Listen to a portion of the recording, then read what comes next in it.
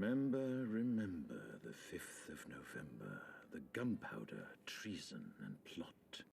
Oh man, this movie had everything. Cool blasts, cool flashback revelation, cool blood spillage. I loved everything about it. Except, of course, well, never mind. The movie starts with a curfew-ridden post-war Britain, set in future, having a beef with a comparatively liberal America. We are then introduced to our protagonist V and Evie, played by Natalie Portman. Oh man, I love her voice for some reason. She's being assaulted by some dudes called the Fingermen. I think the movie should have given the audience info about the Fingermen in the very start, but basically they are the party members of the fascist ruling party of Britain under the reign of dictator Adam Sutler. That is one angry fella for sure. We are being buried beneath the avalanche of your inadequacies, Mr. Creedy!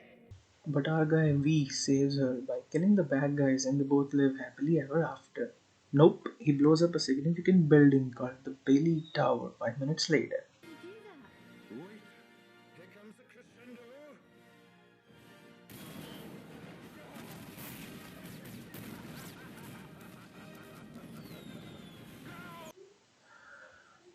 My delulu needs to be controlled.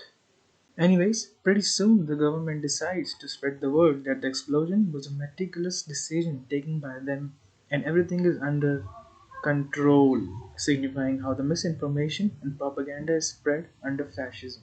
Next, we have V taking over the TV station and broadcasting a message that is basically an open threat to the whole government and a wake up call to the citizens to protest against the injustices and give the fascist party a 5th of November they would never ever forget. Exactly 1 year from the present day. Are you like a crazy person? Man, this guy has got balls for sure.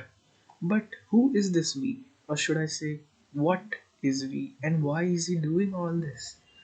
V, as he claims, is an idea behind a mask, signifying justice and freedom.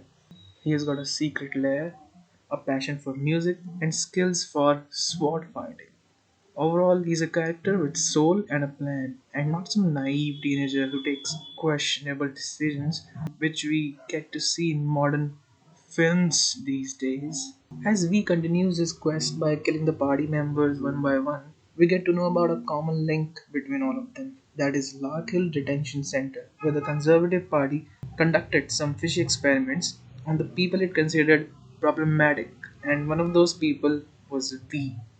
It's an allegory for the dictators we all know from the past who did the very same thing.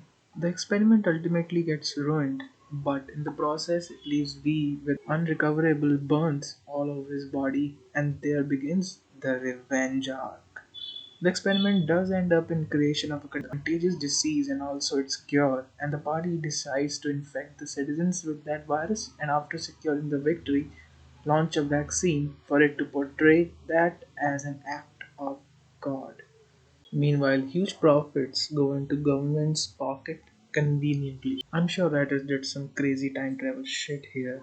Turns out one of the victims of this infection was also Evie's brother. Now, Evie's character development in this movie is something else, and I want you guys to see it for yourself. But I did not see any point of love angle between V and Evie. I mean, that did not make sense to me or make me feel anything for the couple. In my opinion, they both could have been just partners in crime, and that would have sufficed for me. Okay, I have to mention that this movie does feel like peak conspiracy theory and a ridiculous political propaganda, but at the same time, it gives you a strong plot, meaningful characters, impressive acting, and cool bloody action sequences, which are not the CGI shitfest that we get to witness today. Oh my god, bro. Oh, hell no, man. What the fuck, man? It also shows how society in general is not loyal to any principles and can be easily manipulated by any side of the spectrum to turn into a cult following.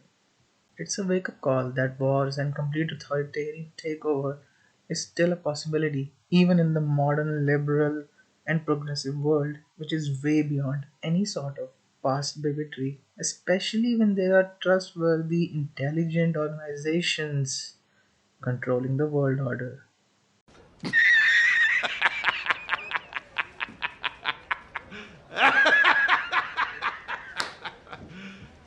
serious? Well, that's what I had about V for Vendetta. Now go destroy that red subscribe button, and yeah, remember. People should not be afraid of their governments. Governments should be afraid of their people. Goodbye.